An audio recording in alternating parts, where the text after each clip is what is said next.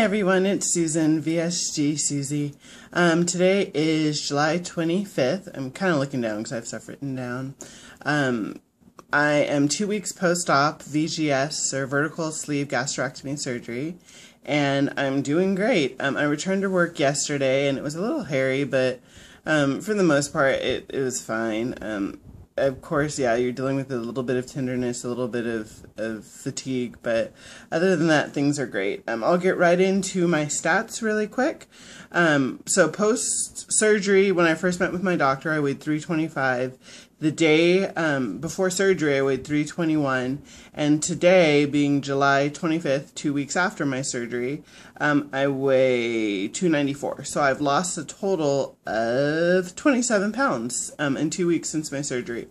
And I know that that's not probably realistic for everyone, but for me, carrying so much weight, I kind of expected to lose this much, and I've kind of been stalling for the last probably 2 or 3 days where I haven't really lost. I've been just kind of stuck at 295, 294 for the last few days. So I've been trying to up my protein and getting a lot of water in because I think I'm probably dehydrated, because that's one of the issues that you run into with this surgery and the type of eating that we do. That's probably the first thing I'm going to talk about.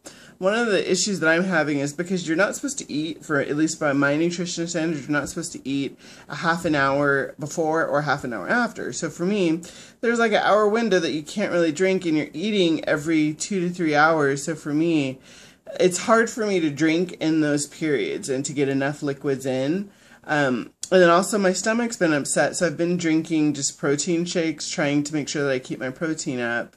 And I'm not sure what upset my stomach. It could have been a number of things. My husband bought a bunch of fruit, so I decided to puree it, and I don't know if it's the sugar content, or my mother gave me the bright idea to make some taco meat from ground turkey. And then my husband pointed out, he's like, "You're frying that. You're not supposed to have anything fried," because I grilled it on the stove or cooked it on the stove. So that could have made me sick, so I stopped eating that. Let me see. Sorry. I just want to make sure I'm hitting all the things I wanted to talk about. Oh, the other thing, eating. For anyone that's going into this, yeah, I have a 2-year-old, and it's funny. I prepare a lot of my food in advance just because I've gotten into that habit from being a mom and cooking and preparing. I prepared most of my son's food in the beginning stages. I would steam it, puree it, and then put it in the freezer in like these little boxes and bags and containers.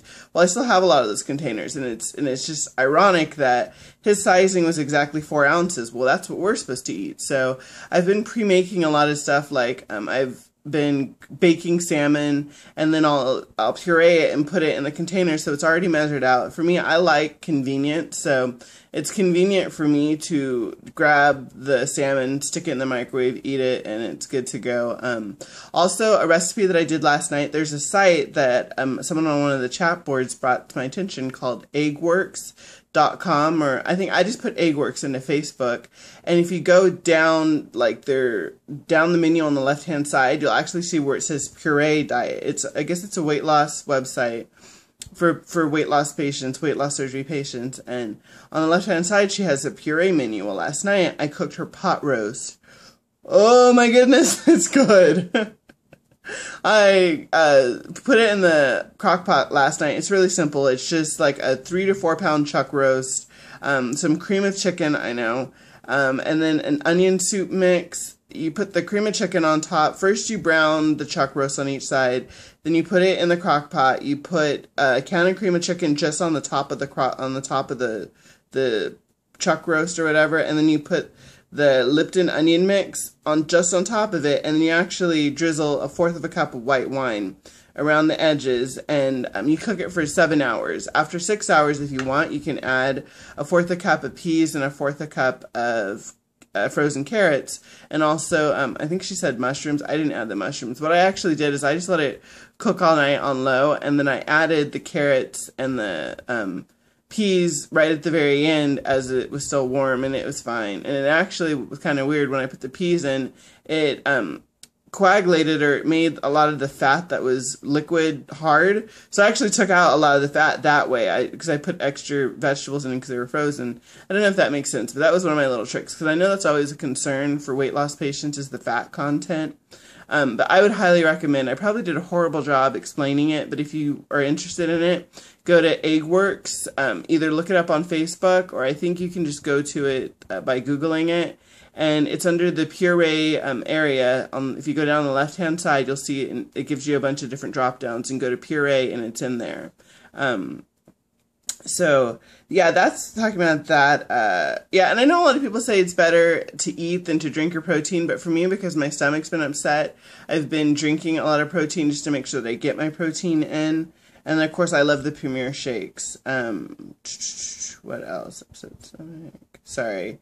Oh, yeah, so the other one, I'm almost done here. Sorry, I wanted to make this quick for my family gets back soon, and I gotta get to work. Love my job. I actually do. I've joined a lot of the chat things on Facebook, a lot of the groups, and it's been really interesting that I've been finding a lot of negativity in the group. So I don't know if any of you belong to the same groups I belong to, if you're encountering the same things I'm encountering, where for me, being a newbie, I post a lot and ask a lot of questions. And someone made a comment yesterday that I must not have done my research on the surgery. And just FYI, or for people's information, if you're on those web pages, don't say anything negative to anybody. The person who wrote that didn't know me. She didn't know the amount of research I did. She didn't know my education or whatever. And it was, to me, it was just really annoying. And it kind of went both ways. Some people agreed with her. Some people said she was a raging bitch and shouldn't be on the board. But just my take on things, if you're going to post on those boards, post, and hopefully everyone will give you back good feedback. But if someone is negative, one of the things that you can do is report them to the admins of the sites, because the weight loss boards are I'm part of Sassy Sleevers and what else, and Back to Basics. I love Back to Basics. Yeah, Back to Basics is my savior, and I really like Sassy Sleevers. Sassy Sleevers is where I was kind of running into where a lot of people are kind of just negative. I think it was a lot of veterans who were sick of the post of newbies who had all these questions, and we're all asking the same questions over and over. And one of the questions I posted, I said, hey, I think my scale's broken, kind of just being facetious. Or I wanted to kill my scale. For me, I weigh myself every day because it's encouraging. Everyone says, oh, weigh yourself once a week. Well, at some point I will do that, but because of the fact that I lose every day normally, and it's just how I've always been, where I'll gain or I'll lose fairly easily, I like to look at it every day, and I'm still going to look at it every day. Even though everyone said, oh, only weigh yourself once a week. No, I'm not going to do that. But I guess that a bunch of other people had posted that, and I knew other people had posted the same kind of things, but sometimes you like to post to get your own opinion or to get your own feedback from people. Yeah, I've segued a lot, and if anyone's still listening, I'm surprised. Basically my point of going to that statement, if you're joining some of the pages, there's a lot of great ones out there. I also just joined a new one called A New Me, and they're very supportive, very kind women, it's a really cool page. The support groups on Facebook and that sort of thing I find really beneficial just because it helps. It helps to see somebody who's either going along your same journey or who's been ahead of you or can answer your questions. Just take what they say with a grain of salt if it's negative, and if it is negative, don't be afraid to report them, because that's bullshit if they're gonna be negative. We're all in the same boat. They might be a year or two ahead of you or months ahead of you or way less, but who cares? We're all human, and we're here to support each other, not to be negative or rude to each other. So, and hopefully if you're leaving comments for someone, just try to keep it positive, even if it's not the best thing that you want to post. Like if someone's eating junk food, and you maybe just give them positive suggestions as to what they could change it or whatever. But, yeah, that's my rant on that, the negative bitches on Sassy Sleevers. And it's not everybody. I really admire and I enjoy the board. It was just an odd window of negativity that was on the site yesterday, and a lot of people acknowledged it. I think that's about all. I think I talked about everything.